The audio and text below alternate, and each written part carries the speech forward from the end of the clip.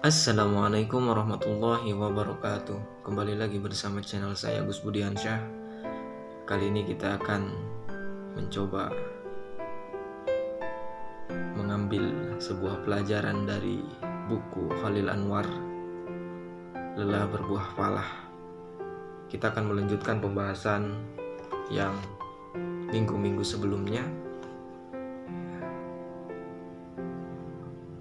Kali ini kita akan berbicara mengenai selalu ada harapan bagi yang beriman, bagi yang yakin, gitu ya. Baik, langsung saja kita ke pembahasannya. Simak sampai habis.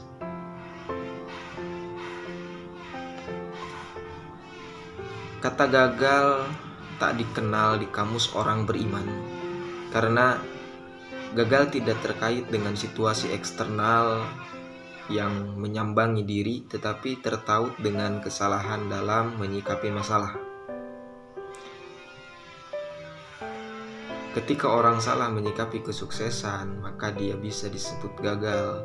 Tak sedikit orang telah menggapai puncak sukses tiba-tiba terjun payung tanpa kendali ke bawah akibat kepongkahan, kesombongan yang merapuhkan jiwanya. Banyak orang gagal karena terperangkap dalam kebesaran yang dicapainya. Imam Al-Ghazali menandaskan kegagalan direfleksikan dalam kematian yang su'ul khotimah. Su'ul khotimah menjelma dari keraguan terhadap nikmat Allah Subhanahu wa ta'ala. Ketika ajal tiba, kata Imam Al-Ghazali, hati dikuasai rasa cinta baik kepada dunia maupun yang dicintai oleh syahwatnya. Maka saat roh dicabut, dia dalam keadaan berpaling ke dunia dan syahwatnya dan mengarahkan wajah kepadanya. Bisa berupa bentuk penyesalan, bisa berupa bentuk pengagungan, kebahagiaan, tergantung penyikapannya seperti apa. Penyebab seorang su'ul khotimah atau gagal adalah banyaknya maksiat dan dosa. Penyebab lainnya adalah keimanan yang lemah, kendati maksiat tidak banyak.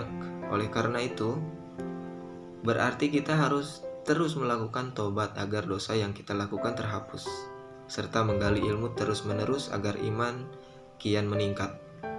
Hanya dengan keimanan yang bersinar, orang bisa menangguh kesuksesan luar biasa. Sementara Stephen R. Covey menilai bahwa sukses dan gagalnya seseorang sangat tergantung pada respons terhadap stimulus yang datang. Ketika orang bisa merespons dengan baik atas apa yang terjadi, maka kebahagiaan atau kesuksesan akan mendatanginya. Sebaliknya, jika respons yang disodorkan negatif, sejatinya dia gagal. Kegagalan dalam bersikap merupakan kegagalan yang sesungguhnya. Maka agar kita tidak gagal, dia menyarankan untuk betul-betul membenahi paradigma, karena paradigma inilah yang menyertai respons. Paradigma yang baik dan hebat, insya Allah selalu siap hadirkan respon yang baik.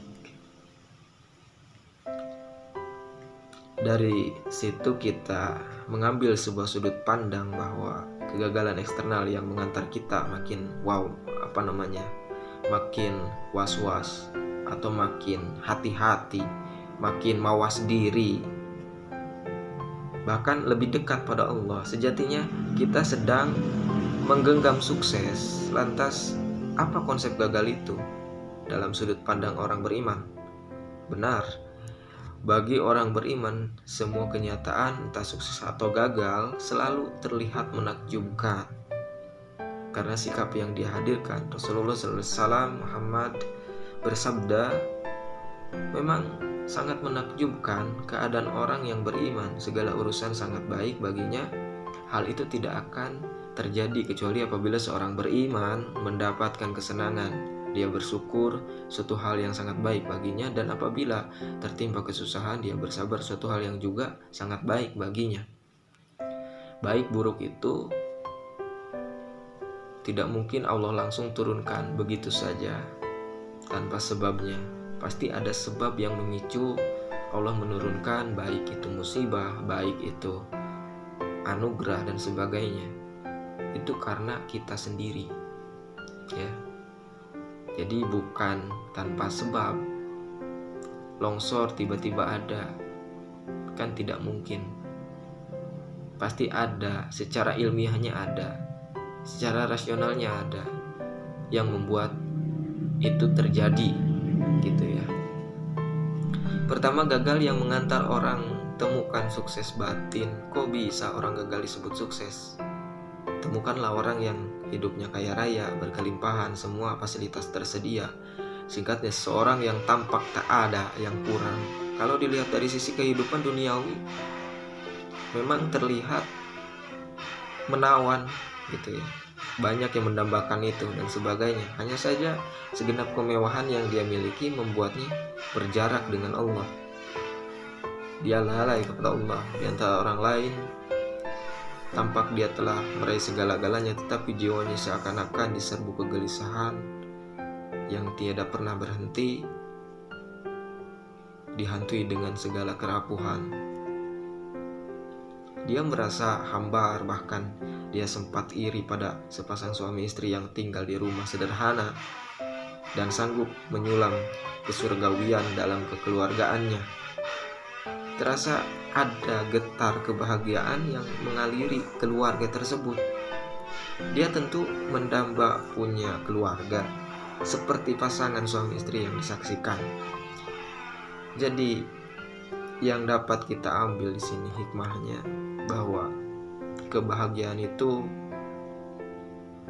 bukan datang dari harta, bukan datang dari segala potensi, tapi datang dari hati atas apa yang Allah berikan. Jadi kalau sebetulnya bahagia itu sederhana.